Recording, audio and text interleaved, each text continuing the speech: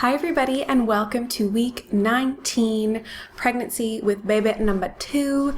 Let's get into this. I'm somewhat prepared. I actually weighed myself. So week 19, I've been weighing in at 66 kg. This is like a midway through the day weighing, so really I'm not that prepared, but it comes to about 145 pounds. Baby is the size of a mango, which is actually what I said last week, so I don't know if there's like 2 weeks where they're the size of the mango, not entirely sure, but we'll just go with that. Fun fact about the baby is that I think I mentioned like last week or the week before, probably last week, that the baby can actually start to hear me now, which is really neat. So along with that, another cool, interesting fact about the baby's growth is that they have teeth already in their gums right now, and I think that's a really interesting thing. How cool. This week has been the week of symptoms, and not necessarily good symptoms. I had a lot of pelvic, what do they call that? Pelvic pain, pelvis pain. It wasn't fun. Actually, I looked into it, and what it is, and there's probably some of you that have experienced this or know people that have it, is it's called SDP. It's like really low down. So like if I was to actually get you a diagram of a pelvis and you see where like the bones meet, kind of like in the center there, that is where I'm feeling pain. So it's like right in there. I thought maybe it was sciatica, which I looked into it more, and actually sciatica pain is rather uncommon, oddly enough. People think that they might have sciatica, but it's probably like pelvis pain. But yeah, sciatica is like more from your back and then radiates like through your bum, down through your upper leg. So it's not that. Mine is more like in the pelvis. And I was like, God, and it's like this dull, irritating ache that doesn't go away. And oddly enough, I've actually had similar pains like this like through the years, but of course it's more prominent during pregnancy, basically because your body is producing the hormone relaxin, which relaxes your joints, and some things can kind of maybe shift a little bit out of place type of thing. So fortunately I'm not suffering from that pain at this point, but it was like 3 or 4 days of just constant ache in my groin. And honestly, at one point it was so bad in the night I actually was woken up just from this like dull throbbing ache, and the only way to really relieve pain is to get on all fours and just let like the baby hang there. So I was doing a lot of that this past week, playing with Esme, let's play kitty cat, you know, and walk around on all fours, and it really relieves the pain. So if you're suffering from something similar, try that out. It's a really comfortable position to get into when you're pregnant. And then on the other side of it, I have this like little bit of a fear that the baby will not get into the right position, because Esme was facing sunny side up, and that made her delivery very difficult, and in fact it just didn't happen, and we ended up with an emergency C-section. So like in the back of my head I'm really conscious of how I'm sitting, so I try not to lounge on my back, because apparently that could just get the baby like into that facing up position. I don't know. So that position where I'm on all fours and just kind of stretching and relaxing is also really good for the baby to get into the right position. That said, I mean, there is plenty of time for that. I'm only 19 weeks pregnant, and the baby is so tiny that they're just bouncing around in there, so they're not really thinking about what position they're going to be in for their exit strategy. Do you know what I'm saying? This has been my most uncomfortable week in that sense. Thankfully, I've been taking prenatal yoga now every week, and it just reminded me of these certain stretches that I can do to help me relieve some of the pain. And along with the groin pain comes some lower back pain, and I also had a few stretches for that, so that was awesome.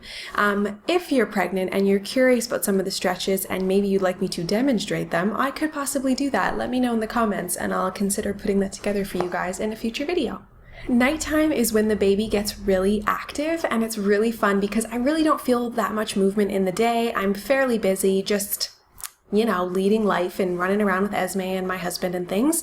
So it's only really at nighttime when I crawl into bed do I actually feel the baby move and do their little flips and things, and that's a really special time for me. So I actually I tend to go to bed around 10, so I've been going to bed a little bit early just to kind of get cozy in there so I can like feel the movement before I go to sleep. It makes me feel all warm and fuzzy on the inside. I had a few questions on my last pregnancy update, so I'll just answer some of those for you now. The first question was whether or not I'm still nursing Esme, and as of today, no. So today is October 1st, and I decided that September was going to be my last month of breastfeeding, and I'm sticking to it. Fortunately, we have done a very gradual weaning process, and so I'm fairly confident that it's going to go relatively well. Like, in the back of my head, I'm anticipating there might be some rough patches this week, but at the end of the day, it's more for comfort at this point, and obviously, like, we've weaned it down so much so that she's finding comfort in other things. So we have only been nursing at sleep times, and so she takes one nap in the day and then obviously at nighttime. And it used to be where she would nurse and fall asleep. The past several weeks, especially since I weaned her from nighttime nursing, because we do co-sleep, and so it's like a swim up bar, and the girl was like drinking all night long. Well, that stopped working for me a long time ago. So I weaned her at night, and then since then, she's acquired this really kind of strange habit, and apparently it's really common especially amongst breastfed children. But basically, she now seeks comfort by shoving a little hand down my shirt, finding one of my tatas, and like holding on for dear life. So it's not exactly the most comfortable thing for me, to be perfectly honest. I don't like it. I find it really irritating, but she finds comfort in it, and I'm thinking it's just like probably a step in between like the breastfeeding, then we have this like shove hand down mommy's shirt, and then we'll be done with both the breastfeeding and the hand down the shirt. So it's kind of like, don't erase a habit, replace a habit. So she's essentially replaced her breastfeeding habit with hands down the shirt. So it's weird, but very common apparently. And so basically in the last few weeks, she stopped falling asleep with the nursing and would just nurse a little bit and then shove a hand down the shirt. I would sing a song and give her little tickles on her tummy or her legs, and then she'd fall asleep. So to answer your question, yes, we did for the first half of the pregnancy, and now we are done. I had another question about what my fitness routine is while I'm pregnant, and the short answer is that I am taking yoga once a week, and I could be doing more, but I'm not. So that's just the way it is. My cravings have really slowed down over last week and this week, but there's still a few things I'm really enjoying. I received a care package from my in-laws this week, and inside of it were 2 giant bottles of Cheese Whiz. Now, you know, if you've been watching me long enough, you know that I have a problem with Cheese Whiz, and it's like, I don't know, it's not even that good. Like when I was living in Canada, like the last few years, I mean, I could have a jar of Cheese Whiz and it would last me like a really long time. But it's like when you leave and it's just those little treats that you miss the most about home, and oh, let me tell you, I miss it. And then when I'm pregnant, I miss it like times 10. So I had requested a few things for them to ship me, and then I requested a bottle of Cheese Whiz and they sent me 2. So that was like, hello. I think the first day I had 6 pieces of toast with Cheese Whiz, like quota filled. I've been eating cornflakes for breakfast every morning this week. Something about the crunchiness of the cornflakes is just floating my boat, so that's delicious. And this one has been like pretty consistent throughout my pregnancy, but I am like addicted to Nando's, and I loved it before I was pregnant, but now it's just like, oh, I can't get enough. It's just something about the way they cook their chicken. It's delicious and juicy and perfect. You know, I find sometimes you go places and the chicken is like, it's dry, and you're thinking, could you really, like, come on. But at Nando's, no. These are like professional chicken cookers, and I love the Nando's chicken fillet wrap.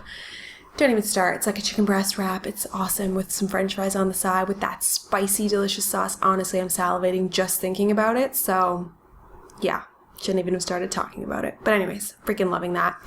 And then the last thing I'm loving is pumpkin soup. Oh, I posted a picture of it. It's this pumpkin soup, and they put like shavings of Parmesan and truffle oil in it. Lord have mercy. Truffle oil with the pumpkin soup. It's like heaven in a bowl. My only complaint is that the restaurant where I get it, sometimes it's not hot enough when they serve it to me, so every time I order it, I feel really high maintenance because I'm like, I would like my soup really hot. And then she looks at me and I'm like, please tell the chef to make it very hot. So slightly high maintenance about the soup, but I'm pregnant, so just roll with it. And for the peak of my week this week, it's been just the fact that I've been able to feel the baby move that much more. Like for a while there, I'd feel it maybe like once a week, and I was so excited. And now I've been feeling it like I could probably count at least 3 times just in the past few days that I have felt the baby move.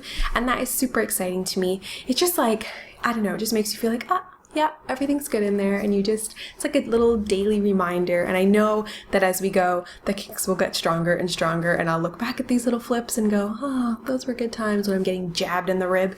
But so far, it's awesome, and it's a total highlight of my week. So here is my 19-week belly. I feel like I'm growing, but I still feel really tiny. It's funny how different one pregnancy can be from the first one. Like I really expected to be showing a lot more at this point, but I'm happy with where I am and I love my little bump. Thank you so much for watching. If you happen to be new to my channel, definitely subscribe and check out my other weekly vlogs. I also put together beauty videos, so be sure to check those out. And that's it. So I will catch up with you guys in my next video. Bye!